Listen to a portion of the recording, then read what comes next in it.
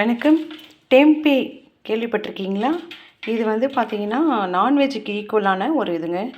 இது வந்து டோஃபுன் இல்லைனாக்கா பன்னீர், அதுக்கு ஈக்குவலான ஒரு இது இந்த பொருள் தாங்க. இதில் வந்து விட்டமின் B12 வந்து அதிகமாக இருக்குது. இது நல்லாவும் இருக்கும். இதை வச்சு நான் வந்து ஒரு ஸ்டார்ட்டர் மாதிரி இப்போ செஞ்சு காட்ட போகிறேன். இதை வச்சு புலாவும் பண்ணலாம், பிரியாணி பண்ணலாம், நிறைய இது பண்ணலாம். இது வந்து அவ்வளோ சத்துக்கள் நிறைய இருக்குது. எப்படி செய்யலாம் பார்க்கலாம் வாங்க. இந்த மாதிரி ஸ்லைஸாக நீட்டு வாட்டத்தில் நான் இப்போ கட் பண்ணி எடுத்துருக்கேன். அதுக்கடுத்து சின்ன சின்ன துண்டுகளாக கட் பண்ணிக்கணும். பார்க்குறதுக்கு பாருங்கள், இந்த மாதிரி இருக்குது. இந்த மாதிரி சிறு சிறு துண்டுகளாக கட் பண்ணி எடுத்துக்கினாச்சு. நல்லா வாஷ் பண்ணி எடுத்துக்கலாம். அதுக்கடுத்து இஞ்சி, பூண்டு, பச்சை மிளகாய், வெங்காயம் இது எல்லாத்தையும் தேவையான அளவு எடுத்து அழகாக கட் பண்ணி அதை வந்து ஃபைனாக அரைச்சி எடுத்துக்கணும். இப்போ கழுவி வச்ச டோஃபையில் கொஞ்சமாக மஞ்சள் சேர்த்துக்கலாம். தேவையான அளவு உப்பையும் சேர்ந்து நல்லா பெசரி வச்சிடணும். வானலில் கொஞ்சமாக எண்ணெய் விட்டு பெசரி வச்ச இந்த டோஃபைவை இதில் போட்டு ஃப்ரை பண்ணி எடுத்துக்கணும். இந்த டோஃபை பார்த்திங்கன்னா எனக்கும் இதுதான் ஃபஸ்ட் டைம் நான் செய்கிறேங்க. ஆக்சுவலாக பார்த்திங்கன்னா நான் ஒரு ரெஸ்டாரண்ட் போயிருந்தேன் எங்கள் ஊரில். ஃபாரினர் வச்சு நடத்துகிறாங்க இந்த ரெஸ்டாரண்ட்டு.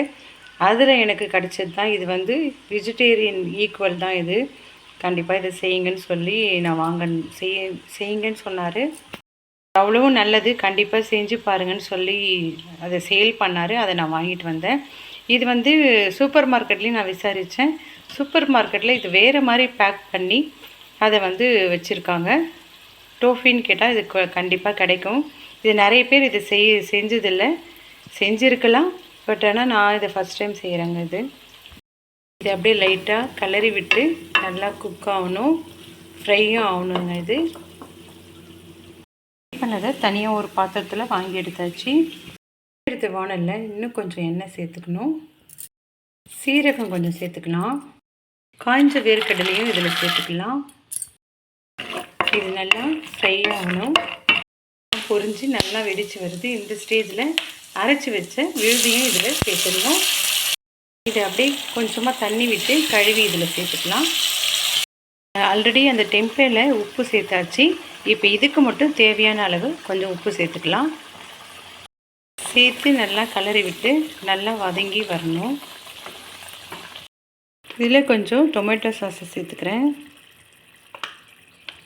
கொஞ்சம் சோயா சாஸையும் சேர்த்துக்கலாம்.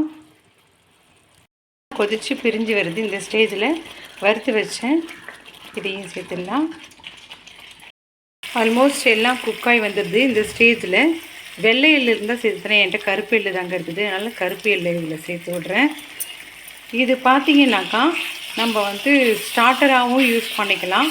லைக் இது சப்ஜி மாதிரி சொல்லலாம் இல்லையா, சைட் டிஷ் மாதிரி ரைஸ்லேயும் போட்டு சாப்பிட்டுக்கலாம். சப்பாத்தி, இட்லி, தோசைக்கெலாம் ரொம்ப நல்லா ஒரு சைட் டிஷ் மாதிரி இது நல்லா இருக்குங்க. இது டெம்பே, இது வந்து இந்தோனேஷியன் ஃபுட். இது இப்போ ஆனால் பரவாயில்ல, இப்போ எல்லா இடத்துலையும் இப்போ கிடைக்க ஆரம்பிச்சிருச்சு. கண்டிப்பாக இதை ட்ரை பண்ணுங்கள்.